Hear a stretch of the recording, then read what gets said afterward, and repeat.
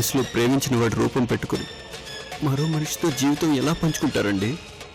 ప్రపంచంలో నాలాంటి వాళ్ళు చాలా మంది ఉన్నారండి. తన వాళ్ళని సంతోషపెట్టడానికి మనసుని రాయి చేసుకొని ప్రేమను చంపుకుని బతికే వాళ్ళు చాలా మంది ఉన్నారు.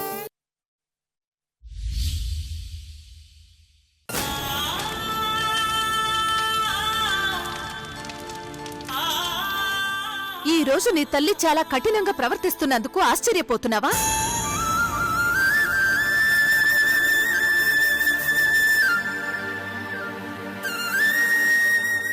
ఏ నువ్వు ప్రేమించిన అమ్మాయి అంత కఠినంగా ప్రవర్తిస్తే తప్పులేదు కాని నిన్ను ప్రాణంగా ప్రేమించే తల్లి కొడుకుని కాపాడుకోవడం కోసం కఠినంగా ప్రవర్తిస్తే తప్ప?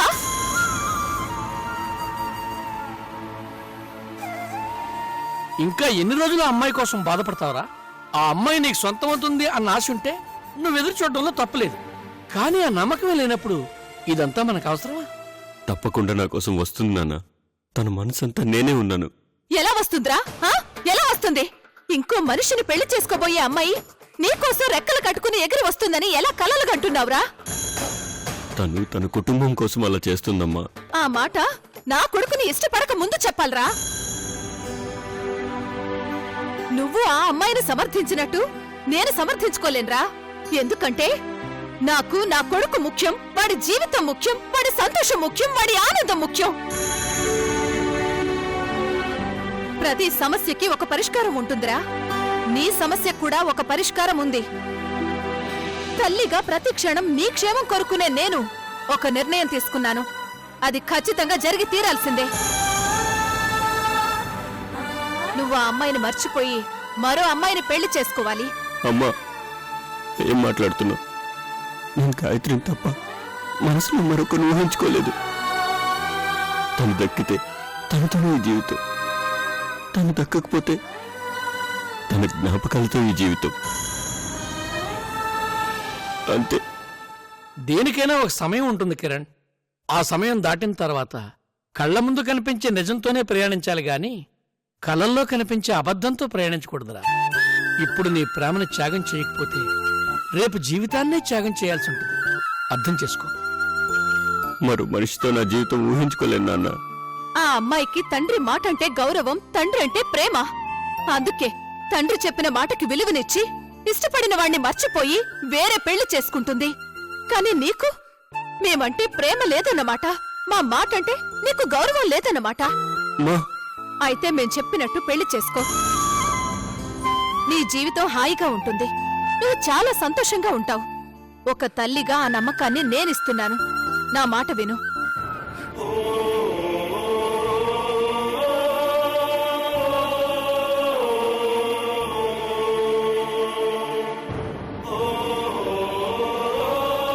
మీకేది మంచి అనిపిస్తే అదే చేయండి.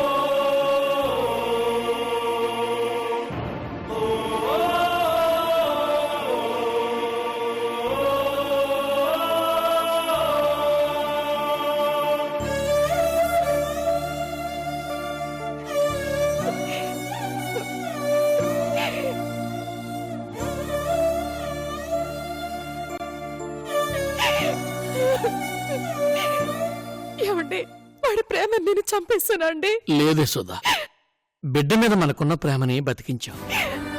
9 నెలల్లో మూసి కన్నదానివి. ఏం చేస్తే నీ బిడ్డ బాగుంటాడో నీ కాకి ఇంకెవరికి తెలుస్తుంది చెప్పు.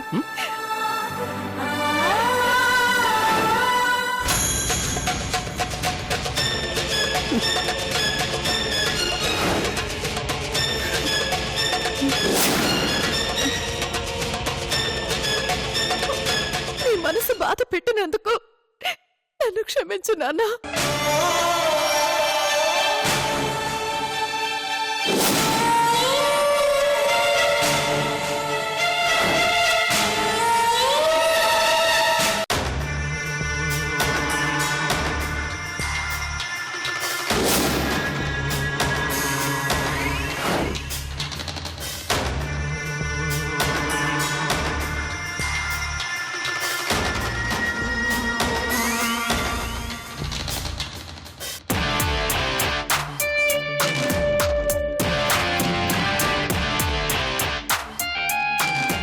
ప్రశాంతంగా కలలు కంటున్నావా అమ్మా?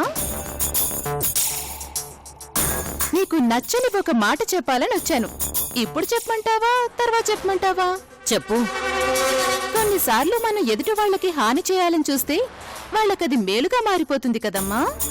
దేని గురించి మాట్లాడుతున్నావమ్మా? అదేనమ్మా, నీ ప్రియమైన శత్రువు రఘురాం గారి గురించి. మ్మ్.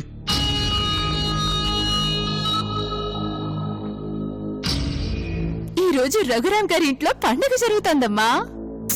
విషయం ఏదో సూటిగా చెప్పమ్మా. అదేనమ్మా, ఈ రోజు గాయత్రికి పెళ్లి చూపులు.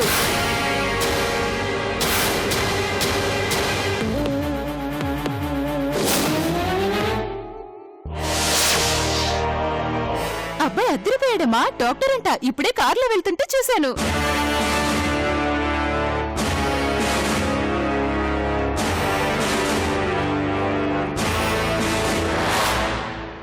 రఘురాం గారికి కాబోయే అల్లుడని ఊరంతా గొప్పగా చెప్పుకుంటున్నారు. హ్మ్, పిచ్చి జనం. వాళ్ళకేదైనా గొప్పగానే ఉంటుంది. నువ్విలాగే అనుకుంటూ ఉండు.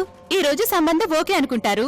వారం తిరగకుండానే నిశ్చితార్థం, నెల తిరగకుండానే పెళ్లి అయిపోతుంది. అంత సులభంగా ఎలా జరగనిస్తాను?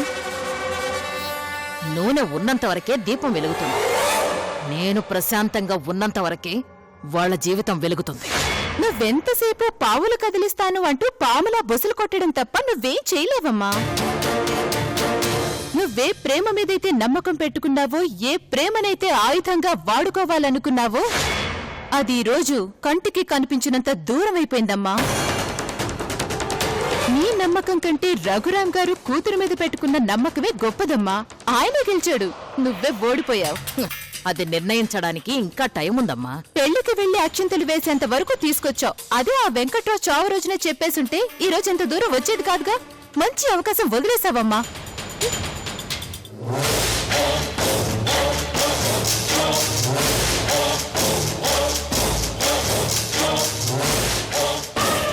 అనవసరంగా వాళ్ళ ప్రేమ మీద నమ్మకం పెట్టుకున్నట్టున్నాను. నన్ను నిలువున ముంచేసింది. కానీ నా మనసు మాత్రం నేను కోరుకున్నది జరుగుతుందని, నేనే గెలుస్తానని చెప్తోంది.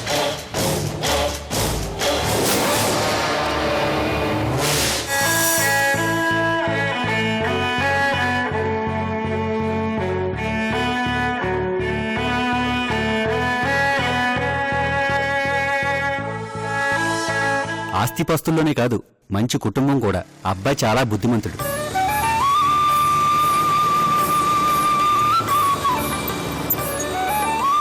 యాండి పెళ్లివారు వచ్చారు. రండి రండి.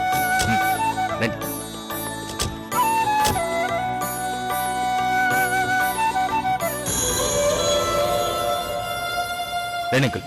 Hi Balaji. Hi Vishnu. Uncle మ్. బాలాజీ, రఘురామ్ గారు నమస్తే అండి. నమస్తే బాబు. ఈమె సునంద, బాలాజీ వైఫ్. నమస్కారం అండి. నమస్తే అమ్మా. నా పేరు సత్పండి అండి. మంచి పని ఉండండి. సతీ. అయ్యా లోపలికి రండి. రండి.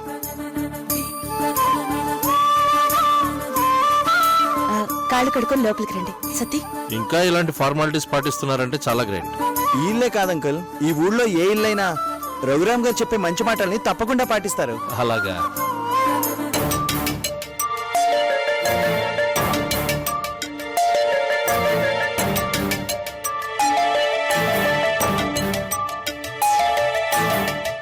గాయత్రి వాళ్ళు వచ్చేసారే.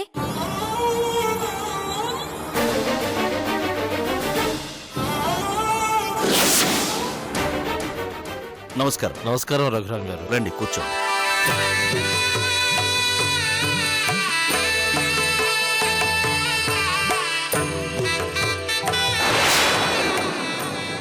శకుంతల. అమ్మా సునంద, వెళ్ళి పలహారాలు తీసుకురా. అలాగే అత్తయ్య. రఘురాం గారు, మీ గురించి విన్నాం, ఇప్పుడు కళ్ళారా చూస్తున్నాం. మీ ఇంట్లో అడుగు పెట్టడం మా అదృష్టం. ఈ ఇంటితో సంబంధం కలిస్తే మహాప్రసాదంగా స్వీకరిస్తాం. రాసి పెట్టుంటే ఎక్కడికి పోతుంది నాయనా? మంచి మాట అన్నారమ్మా.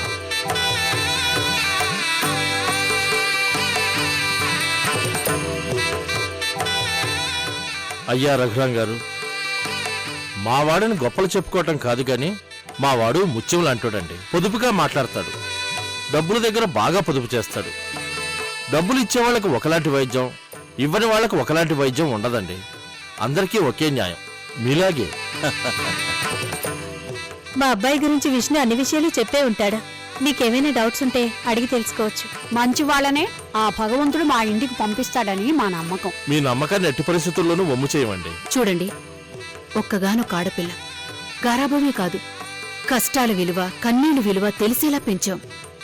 మీ ఇంట్లో నా బిడ్డ కన్నీళ్లు పెట్టకుండా ఉంటే మాకదే 10,000. నా కూతురికి కుటుంబం అంటే ప్రాణం. మాలాగే మిమ్మల్ని కూడా చక్కగా చూసుకుంటుంది, సందేహమే లేదు. శకుంతల, అప్పుడే అప్పగింతలు పెట్టినట్టు మాట్లాడతావే. ముందు గాయత్రిని చూడనివ్వమ్మా. సునంద, గాయత్రిని తీసుకురామ్మా. అలాగే మావయ్య. ఇందాకటి నుంచి అందరూ మాట్లాడుతున్నారు, ఆ అబ్బాయి గారు మాట్లాడరేటండే. కొంప తీసి ముత్యాలుగా రాలిపోతే. ఒరే నాన్న, మాట్లాడరా. మాట్లాడకపోతే నువ్వు మూగోడు అనుకుంటారు. ఇలాంటి విషయాలు పెద్దవాళ్ళు చూసుకుంటే మంచిదని సైలెంట్ గా ఉన్నానంతే. గాయత్రి, వల్లి, గాయత్రి ఏది? ఇప్పుడే వస్తానని బయటికెళ్ళిందక్కా. బయటికా? ఈ సమయంలో వెళ్ళడమేంటి? ఎక్కడికెళ్ళింది?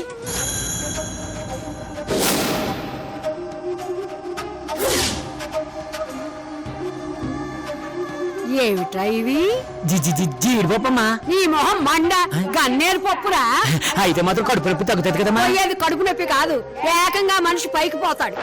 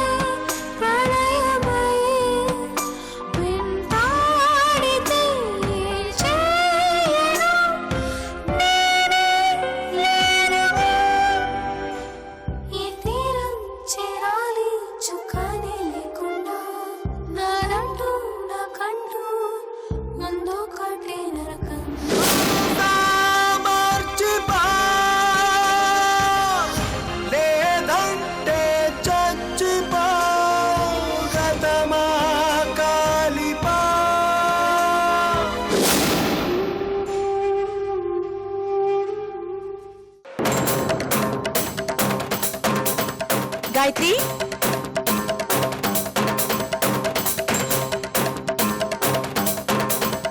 గాయత్రి,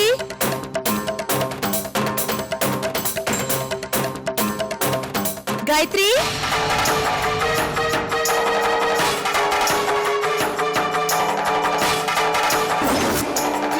ఎక్కడికి వెళ్ళింది పిల్ల?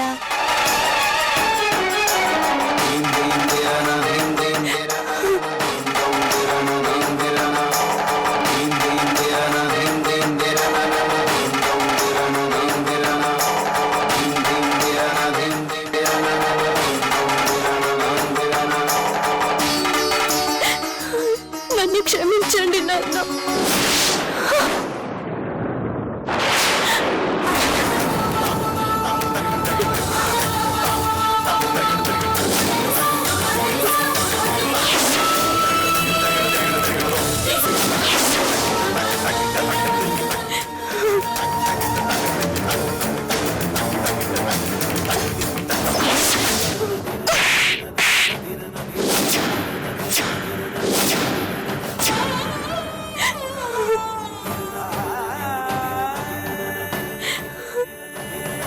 ఏమైంది నీకు?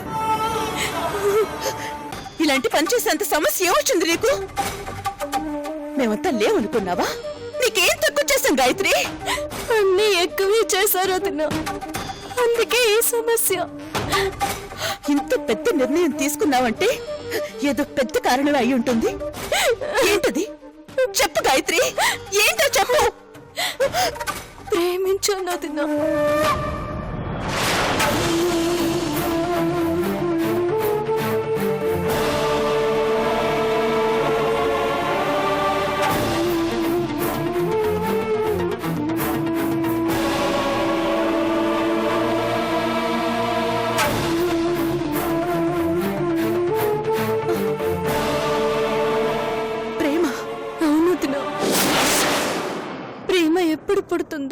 ఎలా పుడుతుందో ఎవ్వరు ఊహించలేరంటారు కదా. నా విషయంలో కూడా అదే జరిగింది.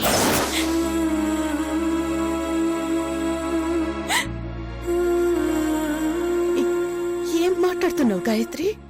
అవునదినా,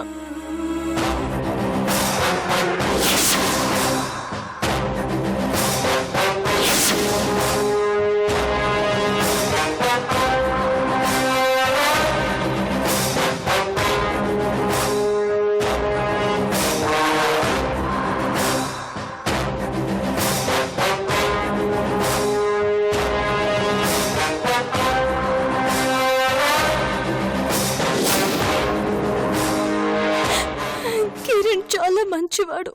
ఒక అమ్మాయి తన కాబోయే భర్త ఎలా ఉండాలని కోరుకుంటుందో అంతకంటే 1000 రెట్లు గొప్పవాడు. అందుకే మనసిచ్చేశాను. అతను లేకుండా బ్రతకలేనంతగా అతని మీద ప్రేమను పెంచుకున్నాను. నా ప్రేమని ఇంట్లో వాళ్ళందరికీ చెప్పి గెలిపించుకుంటానని నమ్మకంతోనే ప్రేమించాను.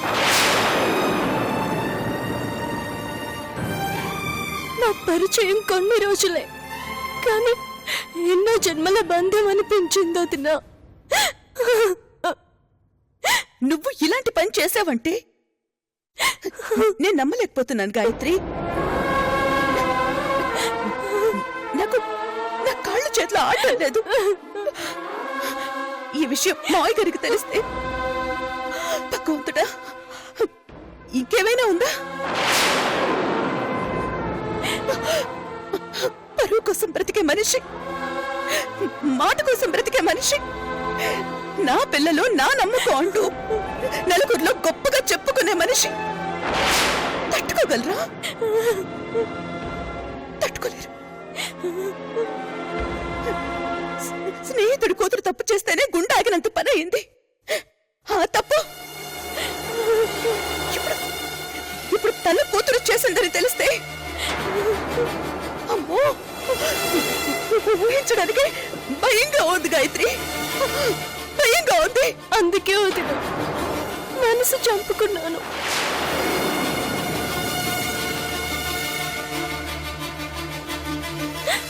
నాన్న కోసమే ప్రేమించిన వాడిని వదులుకోవాలని నిర్ణయించుకున్నాను.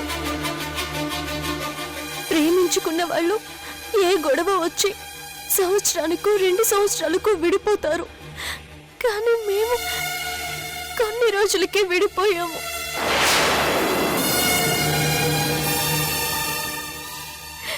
నా ప్రేమ 3 ముళ్ళ బంధం అవుతుందనుకున్నాను, కానీ 3 రోజుల ముచ్చట అవుతుందని అనుకోలేదు. ఈ విషయం నువ్వు నాతో ముందే చెప్పుంటే బాగుండేది గాయత్రి. పరిస్థితి అప్పటికే చేయి దాటిపోయిందో తిన. ప్రేమ గురించి నలుగురిలో నాన్న అన్న మాటలు గుర్తొచ్చాయి. నా పిల్లలు ముత్యాల్లాంటి వాళ్ళు, వాళ్ళకి ఇలాంటి చెడు ఆలోచనలు ఎప్పటికీ రావు. అందుకే నా వలన నాన్నగారికి చెడ్డ పేరు రాకూడదని నిర్ణయించుకున్నాను. అతన్ని నా మనసులో నుంచి చెరిపేయాలనుకున్నాను. మనసుని రాయి చేసుకొని మొండిగా ఉన్నాను. ప్రాణానికి ప్రాణంగా ప్రేమించిన అతని దగ్గరికి వెళ్ళి మీరంటే నాకు ఇష్టం లేదు అని నిర్మోహమాటంగా ఏ మాత్రం కనికరం లేకుండా చెప్పేశాను. I'm sorry. కానీ నా మనసు నా మాట మీద నిలవలేకపోయింది. మీ అందరి ప్రేమ కన్నా అతని ప్రేమే నన్ను డామినేట్ చేసేస్తుంది. మనసుకి నచ్చిన వాడితో వెళ్ళిపోతే తప్పే ఉందిలే అని అనిపించేస్తుంది. 1, 2 లక్ష ఆలోచనలు. ఏం చెయ్యాలి అని ఆలోచించాను. ఒకరి ప్రేమ కోసం అందరినీ వదులుకోవాలా, అందరి ప్రేమ కోసం ఒకరిని వదులుకోవాలా అని ఆలోచించాను. ఒకరిని వదులుకుంటే ఒకరు నష్టపోవాల్సి వస్తుందని అర్థమైంది. అందుకే ఇద్దరి ప్రేమను వదులుకోవాలని డిసైడ్ అయ్యాను. చేసుకోవాలని నిర్ణయించుకున్నాను వదిన. గాయత్రి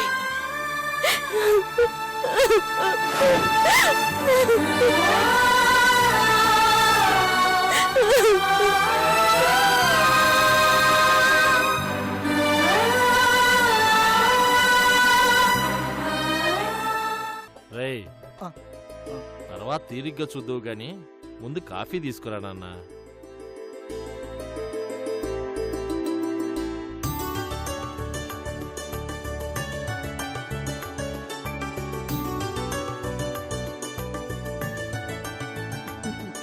మా గాయత్రి కాఫీ పెట్టిందంటే అమృతంలా ఉంటుంది బాబు.